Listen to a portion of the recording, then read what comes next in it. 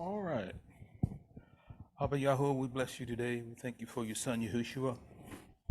Uh, you heard our prayer request, and we're believing that you're going to meet our needs where we're at. And we just want to show our love for you by keeping your commandments and loving your son, Yahushua. Hashem Yahushua. Amen. All right. Tonight we've been, often, I have a praise report. Hands up. I just passed my upgraded ham radio license test. 34 out of 35. So keep me in prayer. I'm cramming for the next level. It's kind of like 30, 60, 100 fold. I'm going for 100 fold. All right. Tonight we're going to talk about clean and unclean, and we may touch on holy and unholy, but we need to know these things because this is what judgment is going to come down to. A lot of people don't realize it, but I'll prove it to you tonight that this is what's going to come down to.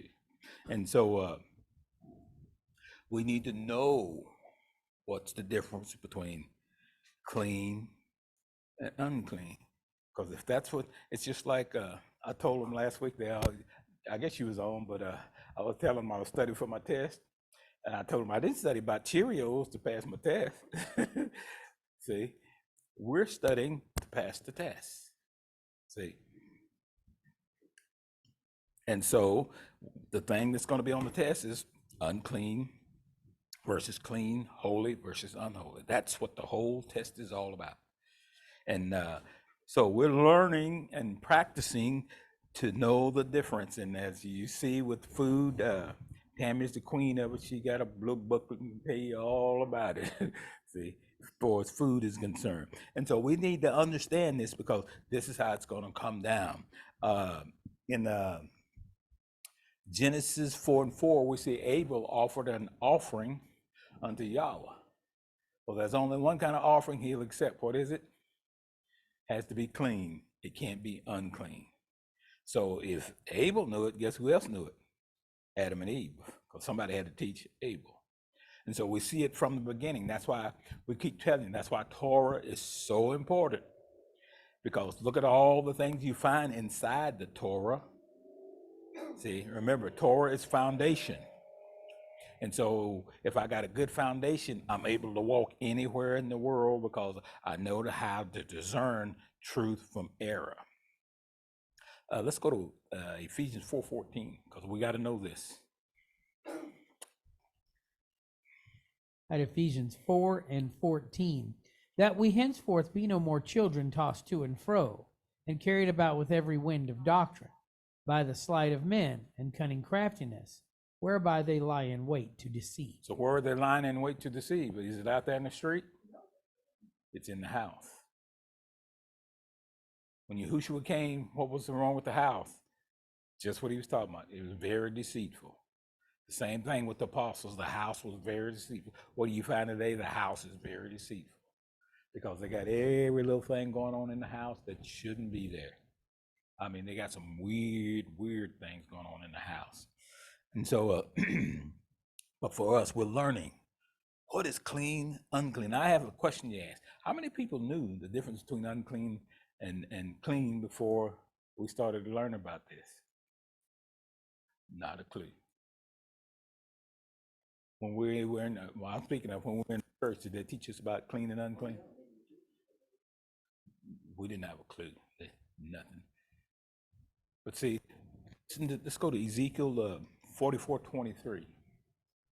Listen to what he says.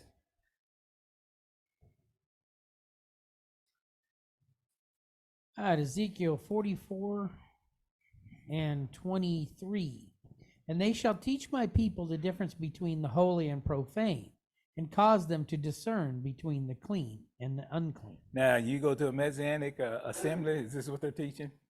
No. In most cases, they're not teaching that. They're trying to teach you on what level this is, what level that is, and from the book of Enoch and all these other things. But he said, my priests or my teachers or my leaders shall teach the difference between clean and unclean, holy and unholy. So we need to know, what is the difference? See,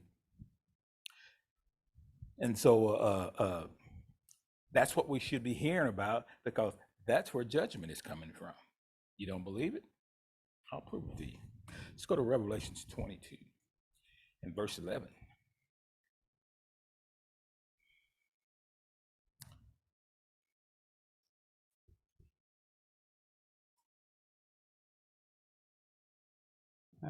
You said Revelations 22 and 11? Mm-hmm. He that is unjust, let him continue to be unjust. And he which is filthy, let him continue to be filthy. And he that is righteous, let him continue to be righteous.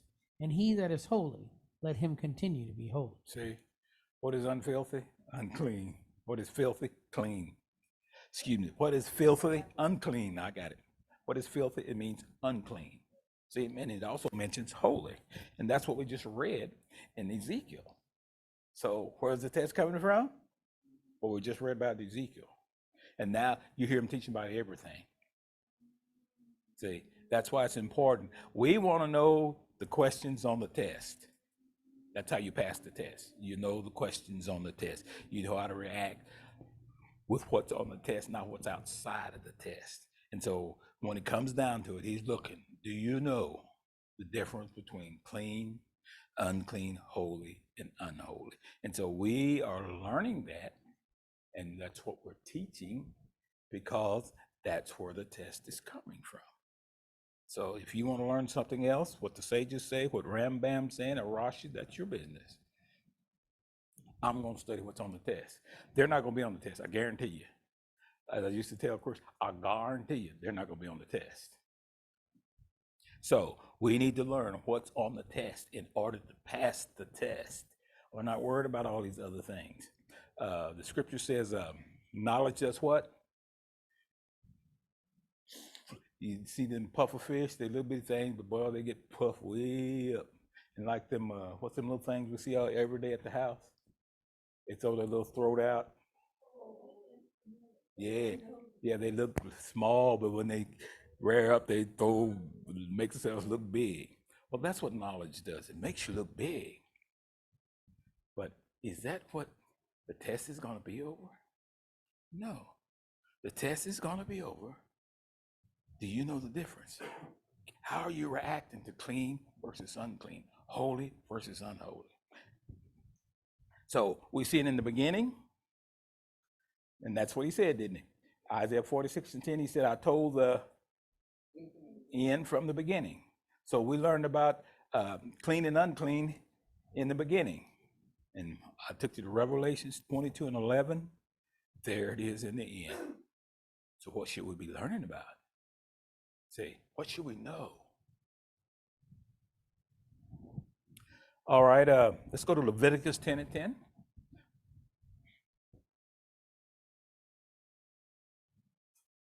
All right, Leviticus 10 and 10. And that you may put difference between holy and unholy, and between unclean and clean. See, it's all through the scriptures that we need to know, so that, because this is where judgment is coming from. It's not how long you prayed. See, some people think it's because I pray a long. No, he told us, be not like the Pharisees and the Sadducees who have long prayers. No, it's not the length of your prayer, it's the sincerity of your prayer. Always remember that. Not how long you pray. Look at some of those monks and all those places, they pray a long time, but do you think they're in the learning the truth, living it? No, they ain't even close. See, so it's not the length of the prayer, it's the sincerity of the prayer. Just be sincere. Yahushua said, if you ask, and it shall be given. So if I pray a short prayer and I'm sincere about it, that's all that's required. It's not how long I pray. Because some people teach that. If you don't pray this long, or ain't nothing going on, well, you show me that in scripture, and I might follow it. But it's not how long you pray. It's the sincerity of your prayer. And so we're looking at clean versus unclean. Let's go to Acts chapter 10 and verse 10, and then we read a couple of scriptures, then we'll jump down to the main verse in chapter 34. verse 34, excuse me, verse 34. All right. Acts chapter 10, verse 10. beginning in verse 10. And he became very hungry and would have eaten, but while they made ready, he fell into a trance. And he saw heaven open and a certain vessel descending unto him, as it had been a great sheet knit at the four corners and let down to the earth, wherein all manner of four-footed beasts of the earth, and wild beasts and creeping things, and fowls of the air. And there came a voice to him, Rise, Kepha, kill and eat. But Kepha said, Not so, master, for I have never eaten anything that is common or unclean. See, Peter thinks he's talking about eating food, but even Peter knows there's a difference between clean and unclean. And we need to know the difference with even our eating, because pork and all that stuff is hidden in so many different places. It's in paper towels, the glue in paper towels. You have to be careful with. I mean, it's hidden everywhere. Fabric soft, you name it. They try to hide that stuff in everywhere. And so you have to really, Tammy, she's the queen. She'll get that, and her and Shane, they'll get on the phone in a minute and call them, hey, this stuff clean or unclean. I'll call them right in the middle of the grocery store. I'll do it standing there at the aisle. I'll do it. Because we need to know. We need to know, because it's not that we're trying to be any different than anybody, but we need to know, because that's where judgment is coming from. And so Peter's thinking he's talking about animals, but he's not really talking about animals. People don't realize back then the Yehudim called anything outside of a Yehudim was unclean. They call them dogs, they call them beasts, and all these four-footed things. And that's why Yahweh said, what I have cleansed, call not common. See? And so, see there how this thing works out? And then we jump down to verse 34, and Peter gets a revelation.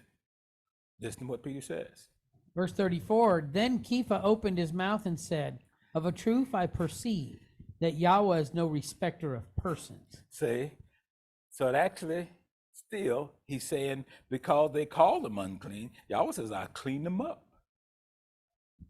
I cleaned them up. So now we have to accept them because they're cleaned up. It's just like somebody walking in off the street. Well, take me, for example. I was a drug addict, but Yahweh turned me around. So I'm no longer what I was. I am what I am. Hands up. I'm so glad.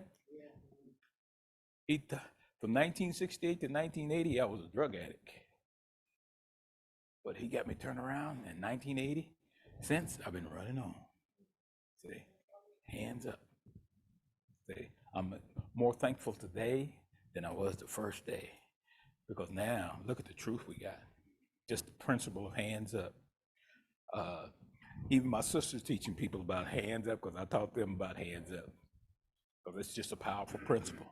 If you can just get those hands up and begin to give him thanks, the power begins to flow. But if you murmur and complain, it shuts it off. Just that simple. But anyway, we're talking about the difference between clean and unclean. And so that's why there's so much confusion in these assemblies, because one wants to teach on this, one wants to teach on that, one wants to teach on this, but he said, teach on this. So that's what they're not teaching on, what he told them to teach on. And that's the problem. That's why it's dysfunctional, or whatever the word is. And so we're trying to show you what the test is going to be on. That's all we're interested in. I'm not interested in anything else. How many levels you're on, how many levels you ain't on, I don't care. I only want to know what's on the test. Because that says I pass or flunk. If I don't know what's on the test, I'll automatically flunk. Bam. How many see that? And so let me show you another scripture. Let's go to Revelation 16:13.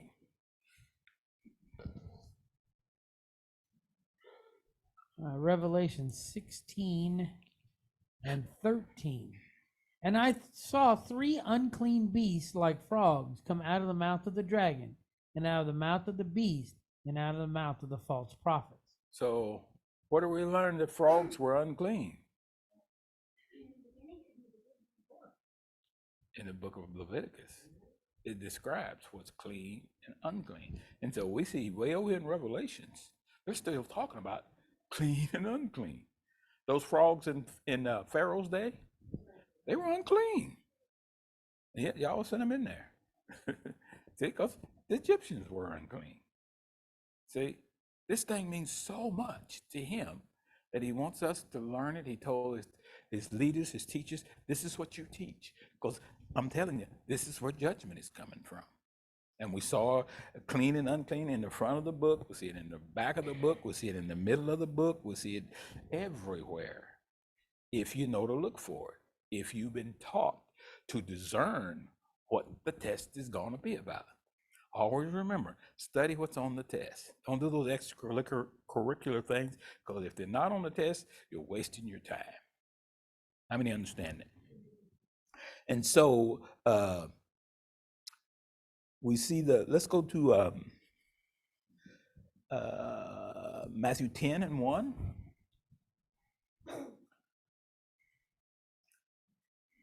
Matthew 10 and 1. And when he had called unto him his 12 disciples, he gave them power against unclean spirits to cast them out and to heal all manner of sickness and all manner of disease. See? Now you begin to see a pattern, don't you? We've seen it talking about unclean, clean and unclean in the front of the book. We see it in Yahushua's day. We see it in the end days. So that's how important this principle is for us to learn and understand, because we've learned this is where judgment is coming from. This is where the test is going to come from, right here.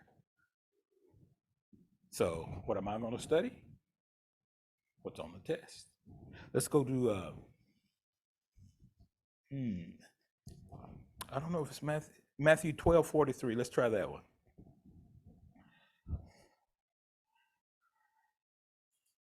Matthew 12 and 43.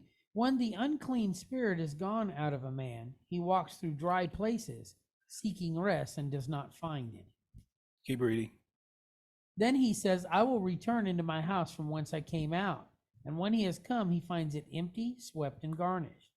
Then he goes and takes with himself 7 other spirits more wicked than himself, and they enter in and dwell there. For the last state of that man is worse than the first. Even so shall it be unto this wicked generation. See, he's talking about still. Yahushua's talking about unclean. So we need to know what makes us clean, what makes us unclean.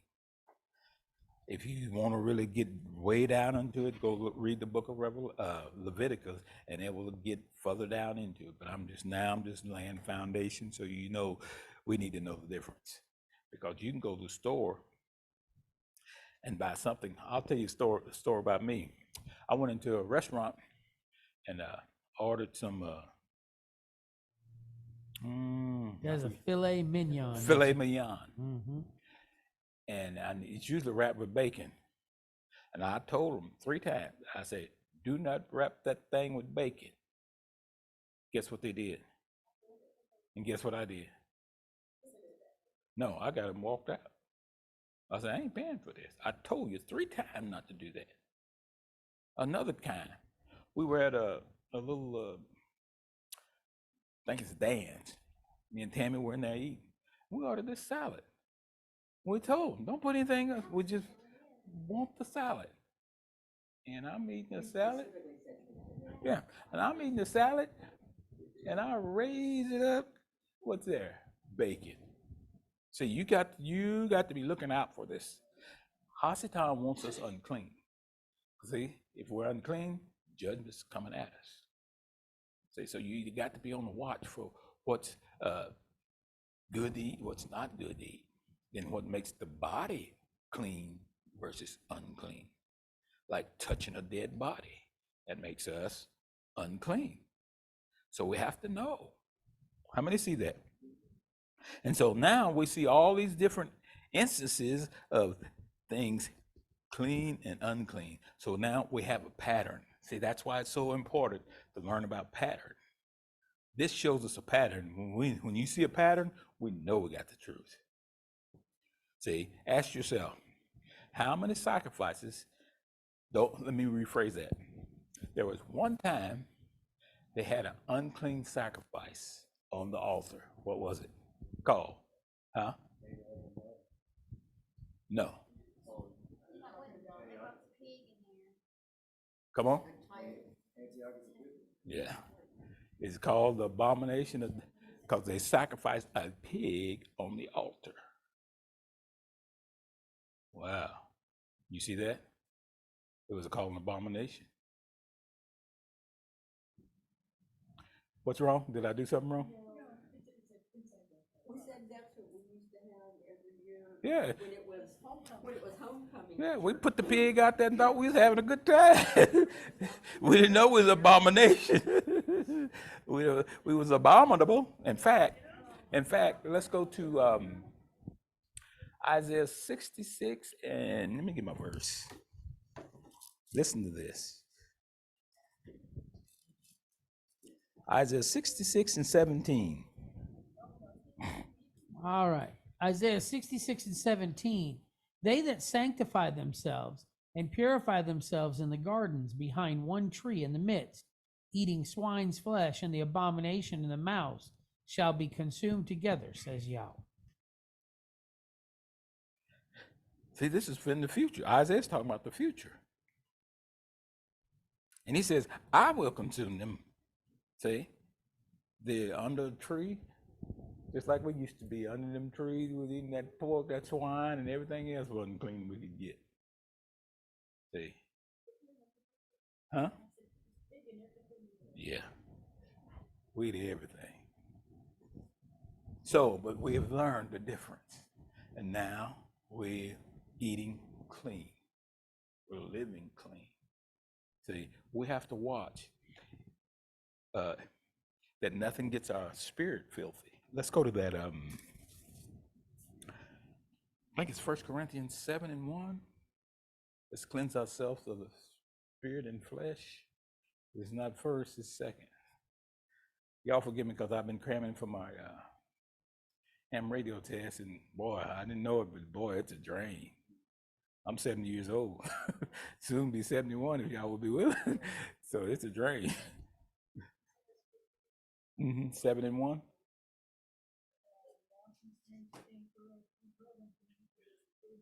Second Corinthians 7 and 1.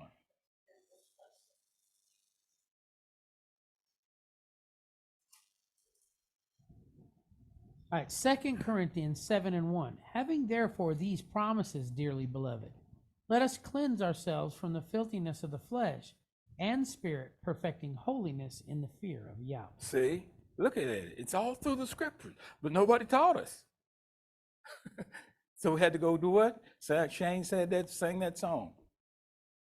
I found my roots where? First 5 books. We had to go all the way back to the first 5 books because Isaiah 46 and 10 says he told the end from where? The beginning. So we had to go back to the beginning to find out this stuff because we didn't have it. Nobody ever taught us that. We didn't have an inkling. See? And so now we're looking at cleansing our flesh and our spirit of unclean things. See how deep that goes? Raf Shaul knew about it. So we need to work on it. And look, I realize we're not perfect. We're not going to get it overnight. I realize there's a place of transition, but we got to be show some progress and work on it day by day. It's a daily thing. Amen. And so y'all was telling us, hey, if you want to pass the test, learn this. See, and this is not hard. It's not so deep that you can't understand it, and it's not so high that you can't understand. What did David say? Keep back thy servant from things that are too high for me. That's what a lot of people want. They want to hear the high stuff. But the high stuff ain't on the test. I'm sorry. What is that?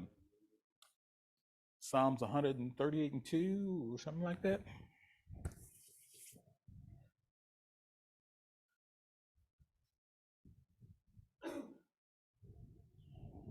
Psalms 138 and 2.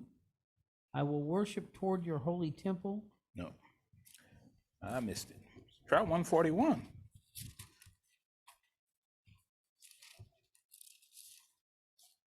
Yes. Yeah. 141 and 2. Let my prayer be set before you as incense, and the lifting up of my hands as the evening sacrifice. No, it's not. All right. Let me find it here. I know I got it. Here it is, Psalms 131 and 1. All right, 131 and 1. Yahweh, my heart is not haughty, nor my eyes lofty. Neither do I exercise myself in great matters, or in things too high for me. See? That's esoteric stuff and that mystical stuff, that's too high for me. And it's not on the test. Even Paul said it this way. Find the scripture for me. He said, let us condescend to men of what? Low estate. Some people want to, well, that's not where he's coming. He's coming Romans 12:16. Okay. All right, Romans 12 and 16. Be of the same mind one toward another. Do not mind high things, but condescend to men of low estate. Do not be wise in your own conceit. See? What did Yahushua tell him? How can I teach you heavenly things when you don't understand? Stay low. Because once we pass the test, we can go anywhere then. See, once we pass the test, listen to what he says. Once we pass the test, he says, 1 Corinthians 2 and 9, eye have not seen, ear, neither has it. But you got to do what first? Pass the test. You got to pass the test for that coming our way. Read it again. I may have missed it. 1 Corinthians 2 and 9. But as it is written, eye has not seen, nor ear heard, neither has it entered into the heart of man, the things which Elohim has prepared for them that love him. Say, but you got to pass the test in order to get that. Revelations 21 and 7. Revelations 21 and 7. He that overcomes shall inherit all things. I will be his Elohim, and he shall be my son. See, you got to pass the test. See, remember to the 7 assemblies, he said to him that what? There was all 7 assemblies, he told each one of them, to him that overcometh will I give.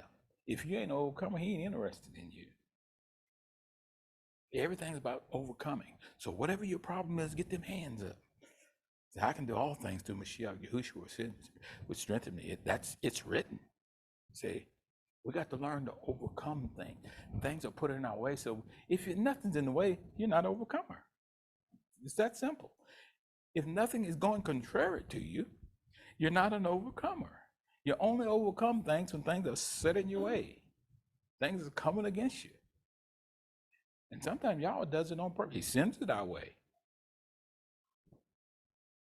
to see, will you overcome? Let's go to Revelations 3 and, what is that? 12 where it says, buy me gold tried in the fire. White 3 and 8. How about that? Let me get it. It's right there. 18. Revelations 3 and 18.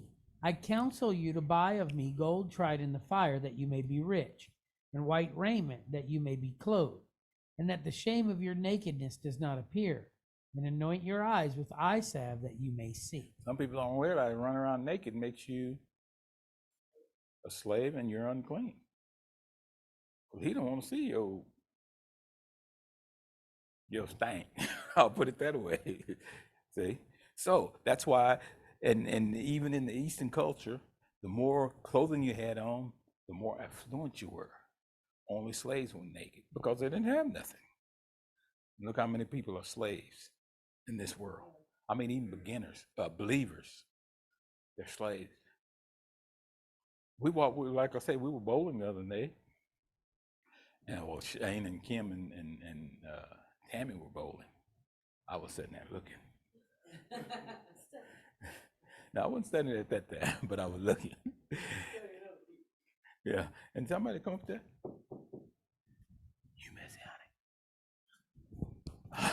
looked at them folks. They said, we've been watching y'all. Cause what? We looked at. We had our zits on, our head covering, and our beards and all that, and they recognized us.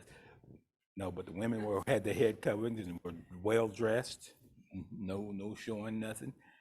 But they recognized us, but sure. Yeah. I thought I could, hey, I'm like Yahushua. If I deny who I am, guess what?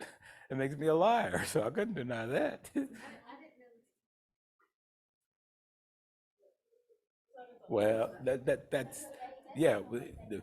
That's what they call themselves. But yes, we are Israelites, North Israelites to be exact.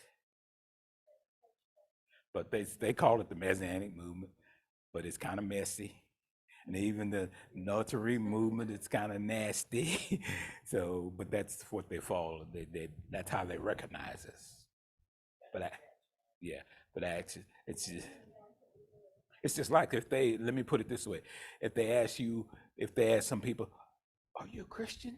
And they would say, "Yeah, but I'm what is it, apostolic." So, or some might say, I'm full gospel, or that's how it breaks down. But we're believers in Mashiach Yahushua, and his people are Israelites. So that's what we are. Yes, ma'am.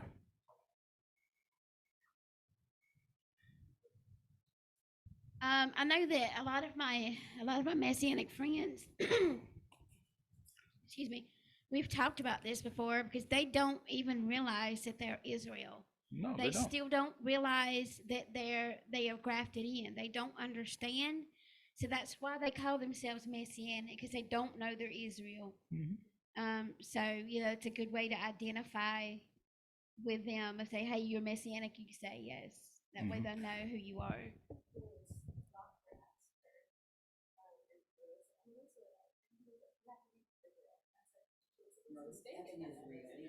That's an Israeli.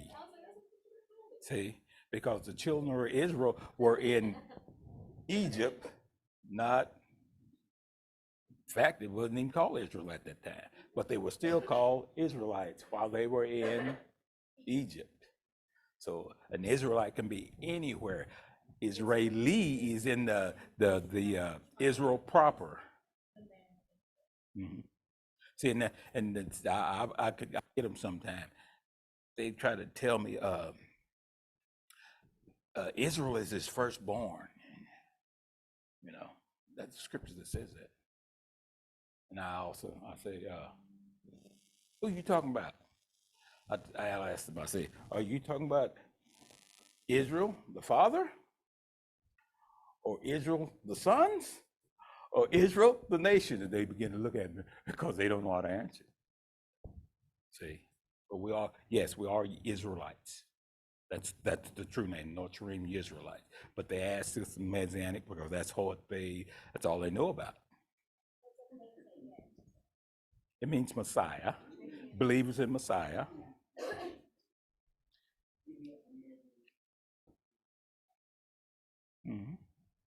So, yeah, but stick with Israelite. If they ask you, yeah, I'm an Israelite. And if they don't like it, my hands is up. They got problems, not me. Yeah. Yes, ma'am?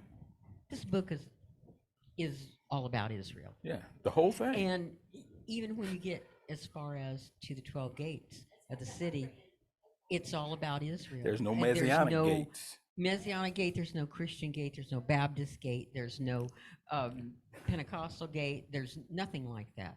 You see, right.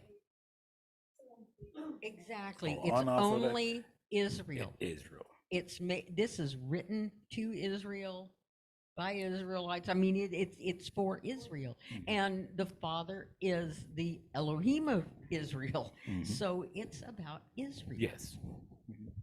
But I was giving that as an example. Somebody's always watching you.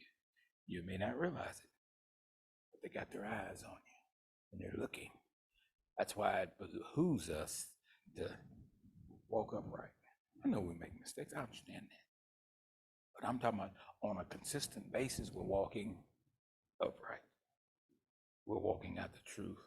And we want everybody to know it. See, by our actions. Because let's go to, what was it 1 Samuel 2 and 5?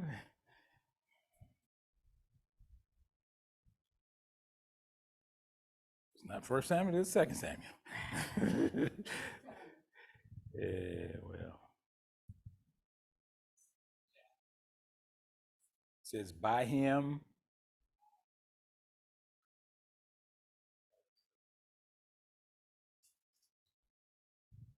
Try 2 Samuel 2 and 5.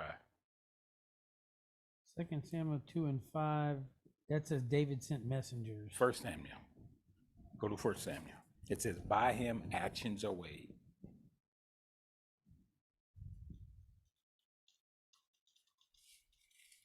Or 3, try 3.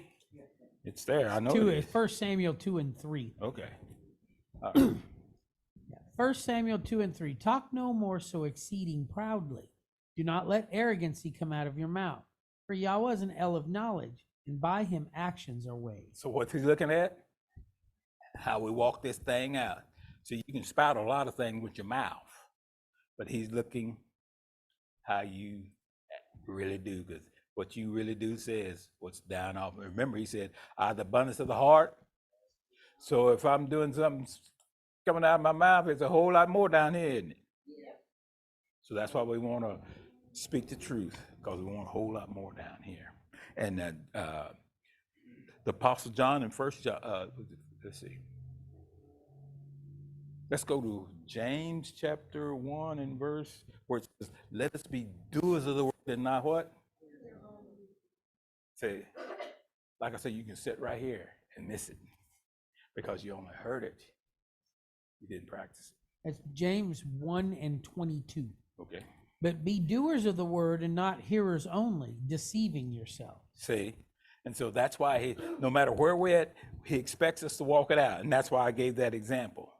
They were out bowling and we were still Israelites.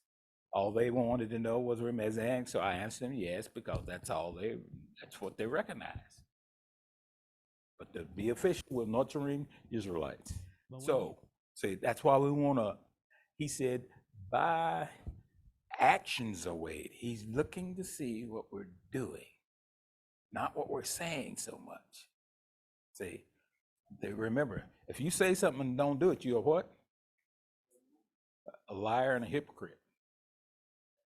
So, and he calls us a liar and the truth ain't in us. See, so that's why we want to say it and do it. So tonight we learned about clean, unclean, and we need to know it because you don't realize where they stick so much unclean stuff at. Like I was telling you, in paper towels and in things you wouldn't think of. Why would they stick a little pork in my paper towel? Yes, sir. I mean, obviously, I wouldn't want use anything that's got pork in it or big, related product. Mm-hmm. But if you're not, I was just saying, obviously, I wouldn't want to use products that have pork, Mm-hmm. porks in it Or any other or any other unclean animal. Mm-hmm.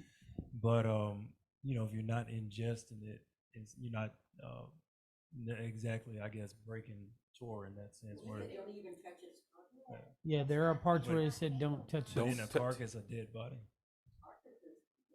Where do they get the stuff from? A dead body. But at what point does something not, or at what point is something no longer a carcass? Because everything goes Well, back to dust. you know what the Jews say? When it's burnt enough, but that's not the truth. And they also say Jello didn't put a small thing on it because it's been cooked so much that it's no longer. But see, here's the way you need to look at that. If at all possible, how do you say it? Err on the side of caution. See, whether it's safe or not. That's what we do. We err on the side of caution. See, there's no whooping for going too far, but there's a whooping for not going at all. But that it's like, okay, so when I worked in the shop, back at the plant when I was in the maintenance shop, we had three different types of work gloves. We had your cotton and rubber gloves. We had some what they call driving gloves for forklift and stuff, and then we had some work gloves. And the driving gloves were made of pigskin, and the work gloves were actually made of goat hide. They were made of goat skin. So that was a no-brainer, for me. But, to me, it really doesn't matter. And working on the quality of side of things, because that's what I do. I'm a quality assurance manager. Working on the quality of side things, especially with food and products like that. Whenever I have somebody asking about an ingredient, they don't ask me what form is it in, what this, what that, it's the concept that it's there. We have a particular type of yeast product. We don't sell it here in the US. We sell it to our sites in Canada. But it is what's called a glutathione yeast. It has some stuff in there called GSH. Well, part of what makes GSH is it has two different ingredients in it that is not enough: glycine and L-cysteine. Now, L-cysteine is an amino acid, but where are the biggest contributions of those things are duck feathers and human hair. But when I get a call, I don't get anybody asking me, hey, are you putting duck feathers in it? Are you putting human hair in your product? But I do get them to ask, are you putting L-cysteine in it, which is one component? Do you see where Rabbi's coming from? Even if it's broken down, it's still part of the whole. So it's best to err on the side of caution. Now, I can tell you this: the L-cysteine that we use is completely 100% synthetic.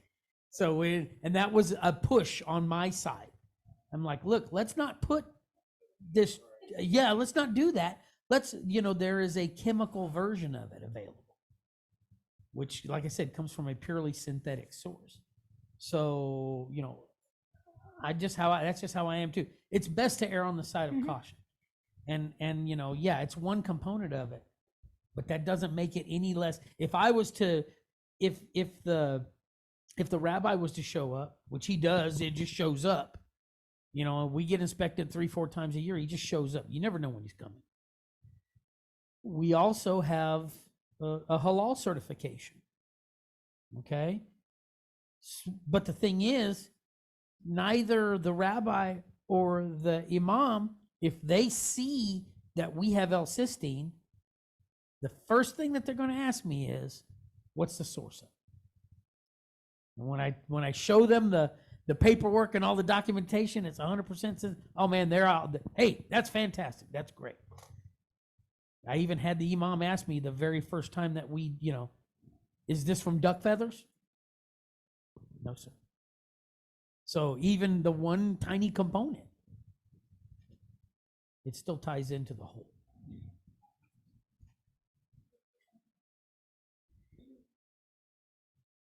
When I was in high school, we got a brand new microscope, and my teacher was so excited. She showed us all sorts of things under the microscope, and so there's still cells of things. You can see, and you can test. You can even do scientific tests and determine what is in this. By using different various chemicals and things of that nature. So it doesn't ever stop being pig or anything. All right. So tonight we learned about clean and unclean, and we're practicing. We're not perfect, but we're practicing, and we practice every day. Every day. Because we want to pass the test. That's all we're after, is passing the test. See, I'd rather know about clean and unclean rather this esoteric stuff they're trying to teach, this mystical stuff they're trying to teach. that gonna be on the test? Ask yourself. It's the mystical stuff gonna be on the test. See, even Yahushua said, think not that I will accuse you. There's one that accuses you, even Moshe. And he says, because Moshe wrote of me, and had you known Moshe, you would have known me. He said, but you don't know either one of us. See, so that's where the test is, and that's where I'm looking. You can look at other places if you like. That's your business. But I'm one. I'm only going to look at the test. It's just like when I passed my other test yesterday. He asked me. He says, "What do you think about taking the amateur extra?" I said, "No, I just got this one because I didn't look at the other one. See, because I only wanted that amateur extra was not on the general test, so I didn't study amateur extra. I am now, but when I took that test, I only want to know what was on the general test, just like I did when I took the other first test was technician. I didn't study the other two. I only studied what was on the technician test. And I didn't study about Cheerios. Okay? So that's what we're after. That's why we teach the way we teach. We're only interested in passing the test. That's it. No more, no less. You know, if you want to look at other things and all these other books, because there's a lot of books out there. Even Tammy sings a song. All these other books, I won't go. All these other books, I don't know. Because the test is coming from this book. Abba, we love and appreciate you. Appreciate your son, Yahushua. B'Shem Yahushua. Amen.